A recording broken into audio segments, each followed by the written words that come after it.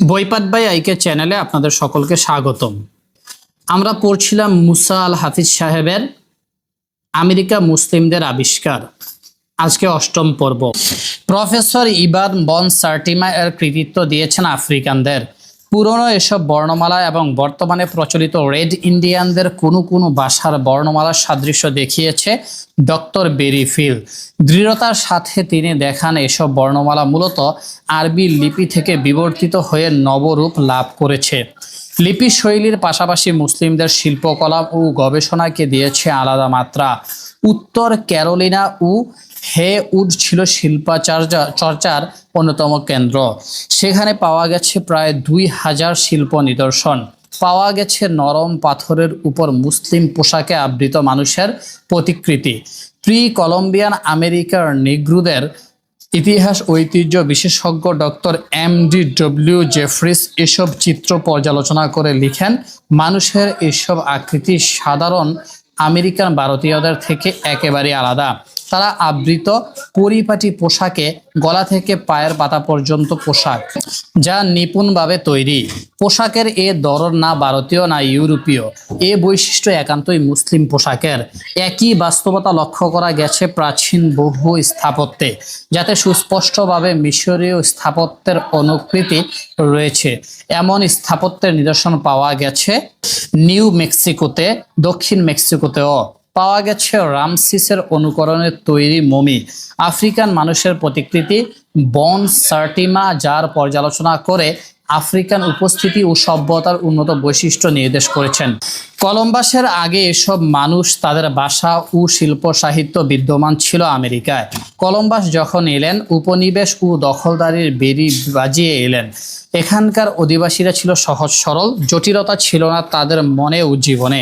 তারা ছিল বিষয়বুদ্ধির প্যাচ থেকে দূরে। কলম্বাসের তারা দিয়েছিল ভালোবাসা, প্রদর্শন করেছিল উদার মহত্ব। বিনিময়ে কলম্বাস তাদেরকে বানালেন দাস, উপহার দিলেন গণদর্শন, গণমৃত্যু, গণহত্যা। ধ্বংস করে দিলেন হিস্পানিওয়ালার 10 লক্ষ আদিবাসীর প্রায় সকলকে। তারা বিনাশী হাতে মেক্সিকোর মোট জনসংখ্যার 90 ভাগের কবর রচনা করল। আমেরিকায় পা রেখেই তিনি মনোযোগ দিলেন দাস বানানোর কাজে। স্পেনের নেভি ফোর্সের কাঁচামাল হিসেবে প্রেরণ করলেন হাজার হাজার নিগ্রোকে।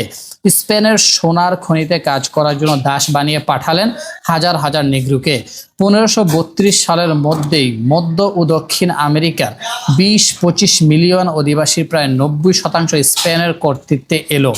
যাদের উপর দখলদারির কায়েম হলো, তাদের জীবন হয়ে উঠল দুর্বিষহ। আদিবাসীদের জীবন ছিল সুসংহত, সমাজ ছিল সুস্থির। দখলদারের হাতে আর কিছুই অবশিষ্ট থাকলো না। অত্যাচারের হাতে নিশ্চিহ্ন হয়ে গেল বহু জনগোষ্ঠী। কলম্বাস এবং কলম্বাস পরবর্তী লুটেরারা প্রকৃতপক্ষে মুখোমুখি হয়েছিল এক সুসংহত ও সুস্থির সমাজের। এই সমাজটা একরোখা ছিল এমনও নয়। হিস্পানিওলার যুদ্ধবদ্ধ জনসমাজের পাশাপাশি ছিল আজটেকদের নগর কেন্দ্রগুলির সমাহার, যা একই সঙ্গে কদর রাজ্য ও মিত্র শক্তির সমন্বয়ে গঠিত ছিল। এই আগ্রাসন আমেরিকা জনগোষ্ঠীগুলো অনায়াসে মেনে নিয়েছে এমনও নয়। লুণ্ঠন ও অরাজকতার স্বরূপ যতই উন্মোচিত হয়েছে, ততই বেড়েছে প্রতিরোধ ও প্রত্যাখ্যান। তাইনোদের যে নিষ্ঠুরতার সঙ্গে ওবান্দ দমন করেছিলেন, তাতে প্রায় সমগ্র তাইনো জনসংখ্যায় অবলুপ্ত হয়ে যায়। তাইনোরা ছিল আরাওয়াক ভাষার সাথে সম্বন্ধিত। দক্ষিণ আমেরিকার উত্তরভাগে প্রচলিত এ ভাষার সাথে তাইনোদের ভাষার মিল লক্ষ্য করে 1871 সালে নৃতত্ত্ববিদ ড্যানিয়েল গ্যারিসন আরাওয়াক ভাষার সাথে তাইনোদের নৈকট্যের কারণে তাদেরকে আরওয়াক নামে অভিহিত করার প্রস্তাব করেন। পরবর্তী গবেষকরা তাইনো ও বিভিন্ন ক্যারির জাতি বোঝাতে আরওয়াক শব্দ ব্যবহার করেন। ফলে শব্দটি তার মূল অর্থ হারাবে সে আশঙ্কা দেখা দিলে 19 শতকে তাইনোকে স্বতন্ত্র জনগোষ্ঠীর অর্থে ব্যবহার পুনরুজ্জীবিত হয়। ডক্টর মারওয়ার ভাষায় আমরা লক্ষ্য করেছি আরওয়াক এর আরবি পরিচয়। ভাষাটি মূলত আফ্রিকান মান্ডিংকান মুসলিমদের স্থানীয় ভাষার সহোদর। তাইনোদের ভাষা আরওয়াকেরই বিবর্তিত রূপ। তাইনোদের দুটি গোত্র ছিল, ইরুকুস ও আলগুনকুইজ সম্প্রদায়। লিউ উইনার তাদেরকে আখ্যায়িত করেছেন মান্ডিংকান বলে। মান্ডিংকান ছিল আফ্রিকান মুসলিম সম্প্রদায়। 1920 সালে প্রকাশিত তার Africa and the discover of America গ্রন্থে বিষয়টি নিয়ে পর্যালোচনা করেন। তাইনোদের অঞ্চলে মুসলিম আবাসনের ঐতিহাসিকতা কোনোভাবেই গৌণ নয়। কলম্বাস সবচেয়ে কঠোর নির্মমতা সে অঞ্চলেই প্রয়োগ করলেন। তাদের সভ্যতা ও সংস্কৃতির চিহ্নকে নাই করে দেওয়া হলো। তাইনো ভাষাটি এখন বিলুপ্ত। তাইনোরাও হয়েছে বিলুপ্তির শিকার। তাদের জিন রয়ে গেছে স্পেনীয় আমেরিন্ডিয়ান বাবা মার সন্তান মেস্তিজোদের রক্তে। 1508 সালে এসপানিউলা দ্বীপে তাইনোরা ছিল 2 থেকে 3 লক্ষ। কলম্বাসদের হত্যা, জ্বলন্ত দগ্ধকরণ, অপহরণ, দাসত্ব, যুদ্ধ ও মহামারীর কবলে পড়ে 1518 সালে জীবিত থাকে মাত্র 7,000 তাইনো। 1542 সালের মধ্যে সমগ্র দ্বীপ থেকে তারা একেবারে নিঃশেষ হয়ে যায়। এ থেকে অনুমান করে যায় কি ভয়ানক গণহত্যা চালিয়েছিলেন কলম্বাস। তার আগমন তাদের জন্য ডেকে এনেছিল বিনাশ। যদি আমেরিকানদের উপর তার নির্মমতা এক ঐতিহাসিক সত্য।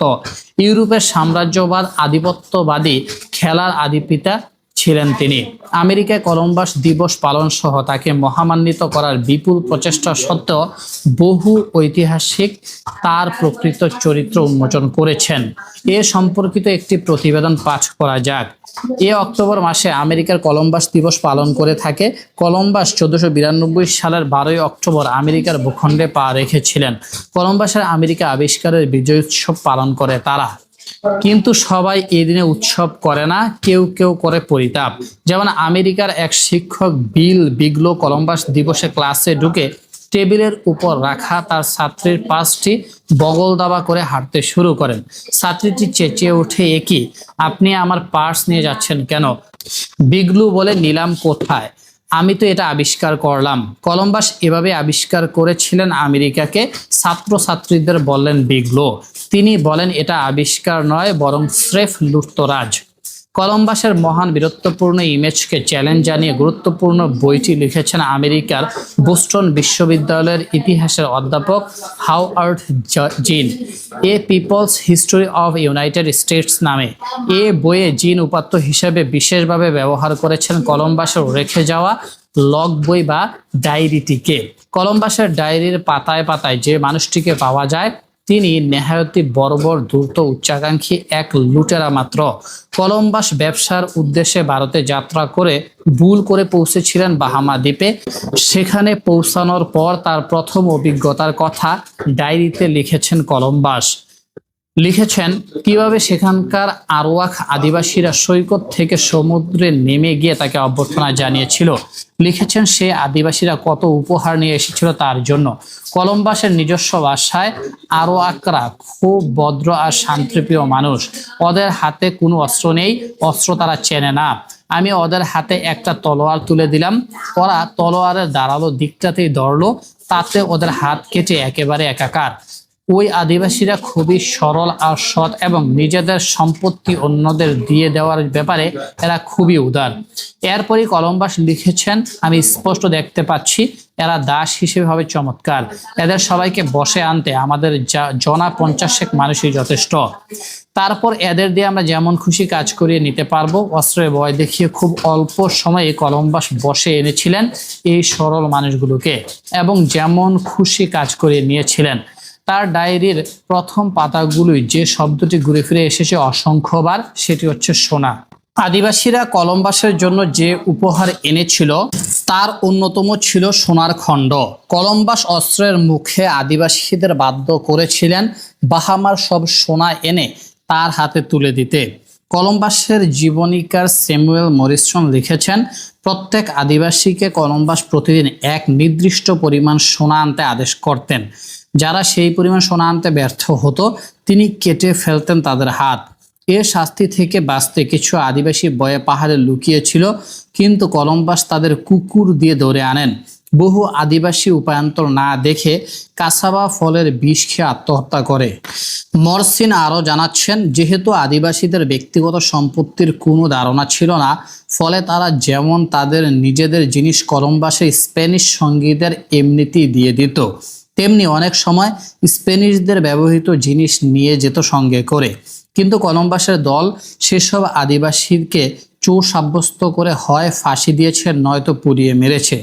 ইতিহাস আরো বলছে কলম্বাসের সঙ্গীরা এই নতুন ভূখণ্ডে শুধু অস্ত্র নয়, সঙ্গে করে নিয়ে এসেছিলেন বসন্ত, হাম ইত্যাদি ধরনের বিবিধ নতুন রোগ, যার বিরুদ্ধে আদিবাসীদের ছিল না কোনো প্রতিরোধ। ফলে দ্রুত এসব রোগে আক্রান্ত হয়ে মৃত্যুর কোলে ঢলে পড়েছে আদিবাসীরা। মরসিন হিসাব করে দেখেছিলেন কলম্বাস এই নতুন ভূখণ্ডে পা দেওয়ার বছর চারেকের মধ্যে ওই এলাকার জনসংখ্যা কমে হয়ে গিয়েছিল 1/3।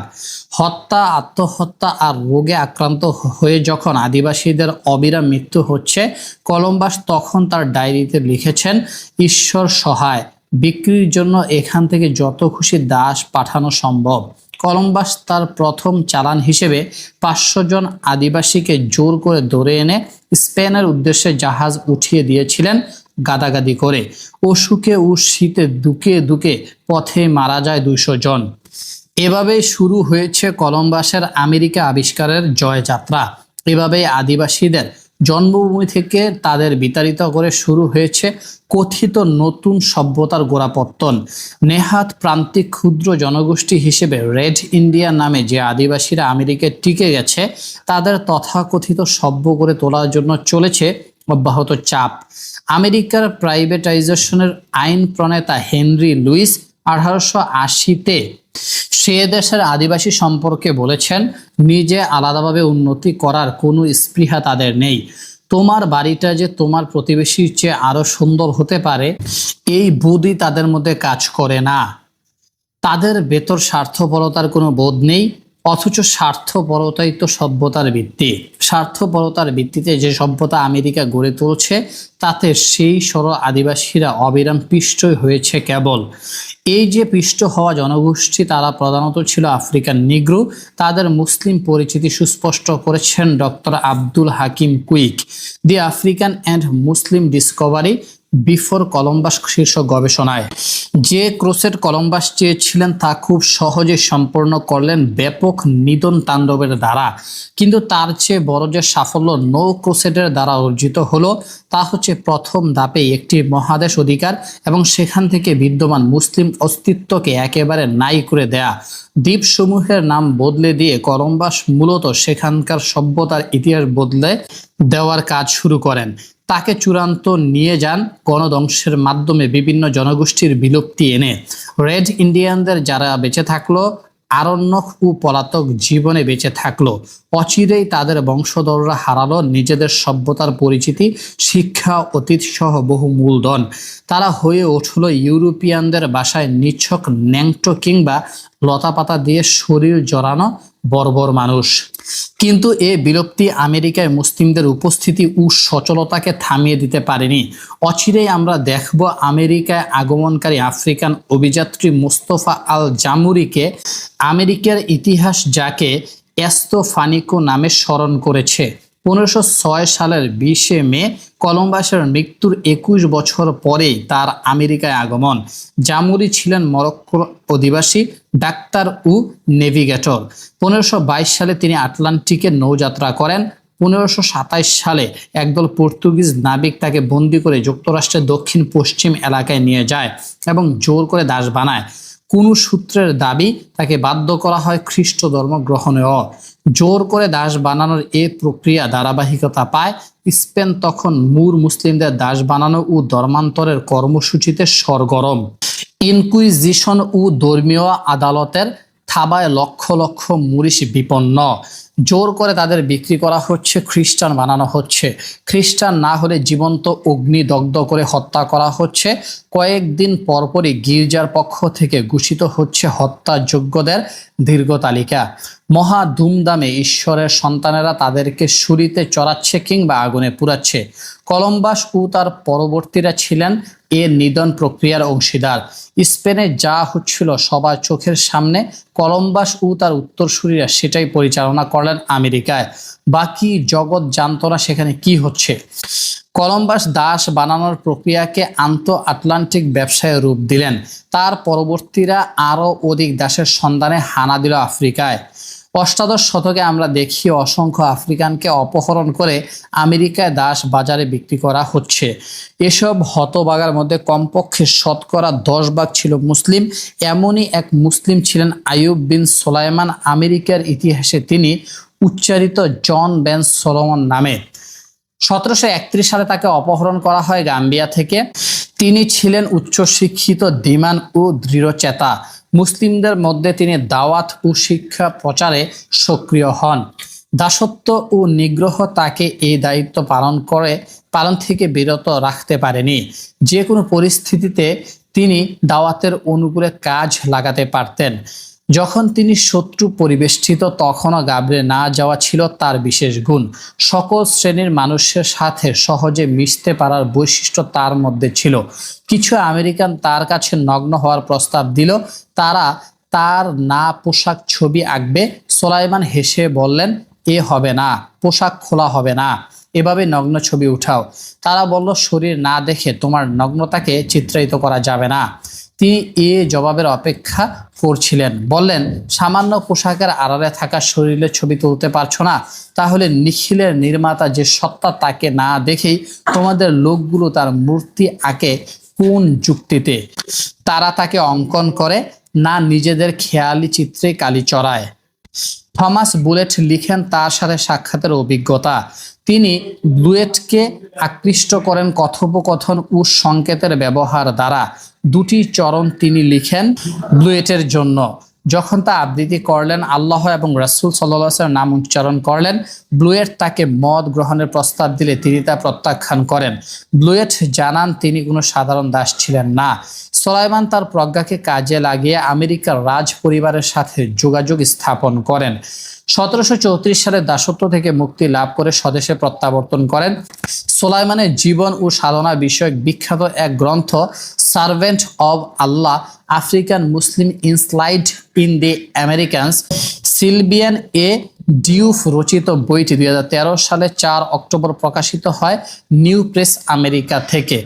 অ্যালান অস্টিন তার বিখ্যাত African Muslims and antebellum America গ্রন্থে ব্লুয়েটের ভাষ্যে সুলাইমানকে উপস্থাপন করেছেন সবিস্তারে। অ্যালান লিখেন, এ সময়কালের মহান মুসলিম আমেরিকান বেলালি মোহাম্মদের কথা। তিনি ছিলেন আফ্রিকান। তাকে বিক্রি করা হয় জর্জিয়ার সালেসো আইল্যান্ড দ্বীপের এক দাস ব্যবসায়ীর কাছে। বেলালি মোহাম্মদ শিক্ষা ও চারিত্রিক সৌন্দর্যের শক্তিতে দ্বীপের উল্লেখযোগ্য ব্যক্তিত্ব হয়ে ওঠেন। 1770 সালে সিয়েরা লিওনের শিক্ষিত একটি পরিবারে তার জন্ম। ইসলামী জ্ঞানে অসাধারণ পাণ্ডিত্যের অধিকারী বেলালি তারুণ্যের শুরুতে দাস ব্যবসায়ীদের হাতে পড়েন। দাস জীবনে অসংখ্য জটিলতা সত্ত্বেও ইসলামী আইন ও জীবন পদ্ধতির বিভিন্ন দিক নিয়ে তিনি গুরুত্বপূর্ণ লেখালেখি করেন, যা বর্তমানে বেলালি দলিল নামে পরিচিত। দলিলটি উদ্ধার হয় 1557 সালে। বেলালির মৃত্যুর পর তার কামরা থেকে আরবি ভাষায় লিখিত 13 পৃষ্ঠার এ দলিল আমেরিকান জাদুঘরে ছিল অনেক দিন। সম্পূর্ণ স্মৃতি থেকেই লিখেছিলেন বেলালি। ধারণা করা হয়েছিল এটি তার ব্যক্তিগত ডায়েরি, কিন্তু পরে প্রমাণিত হয় এ দলিলে আমেরিকায় লিখিত প্রথম ফিকহি রচনা। এ সময়ে সেপোলো দ্বীপে আফ্রো এশিয়ান নাগরিকদের মুসলিম পূর্বপুরুষদের পরিচিতি আবির্ভূত হয়। এডওয়ার্ড বেল এক পর্যটকের জবানিতে জানান, দ্বীপের আদিবাসীদের বাস। একজন কেটি ব্রাউন তার দাদা দাদির বিবরণ দিতে শোনান তাদের নামাজাদের কথা। ক্যালিনা শেড হল সহ অনেকেই বিবরণ দেন পূর্বপুরুষদের কথা, যারা নামাজের ব্যাপারে ছিলেন খুবই নিষ্ঠাবান। 1854 সালে আফ্রিকান দাস চার্লস বেল এর জবানবন্দি থেকেও পাওয়া যায় অনুরূপ সাক্ষ্য। অ্যালান ডি অস্টিন লিখেন বেল এর বিবরণ। বেল চিনতেন কিছু দাসকে, যারা শিক্ষিত ছিলেন, অনুসারী ছিলেন ইসলামের। অস্টিন জানান আফ্রিকান এক আবু বকর সিদ্দিকের কথা, যিনি দাস হয়েও লিখেন আত্মজীবনী। তাতে ঘোষণা করেন তার গোত্রের ধর্ম ও বিশ্বাসের কথা, সে ধর্ম ইসলাম।